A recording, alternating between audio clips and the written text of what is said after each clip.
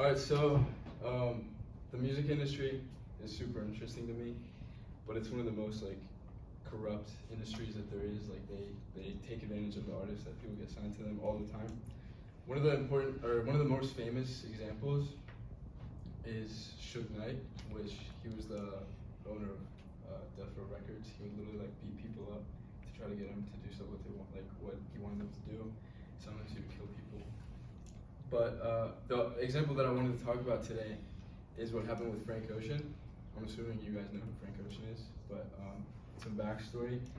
He is from California and he was pursuing a solo artist career until he joined Odd Future, which is where like Tyler the Creator came out of, and Earl Sweatshirt and stuff like that. He ended up getting recognized by a big label, and they wanted to sign him as a songwriter for like other artists. And he ended up working with like Beyonce and Justin Bieber, like writing for. He made the song "Bigger" by Justin Bieber, and I don't know if any of you guys know that song, but he wrote that. And but he wanted to be his own artist, but they wouldn't like take him seriously as an actual artist. They just wanted him to kind of be on the back end and write music for other people.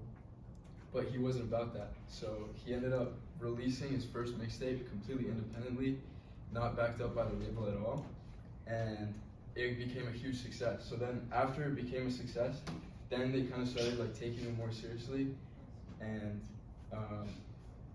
he ended up getting a 2-album contract.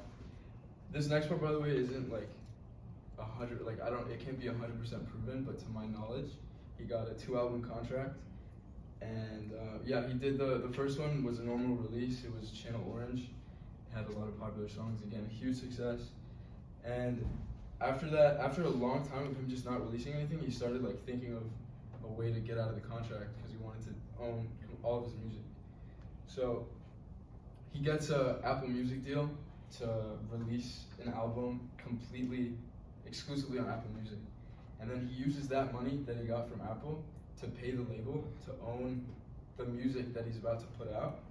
And then he makes a second album, but since it's only on Apple Music, he has the control to make it so he does a like 40-minute long video of him just like building a staircase, which obviously no one's gonna like.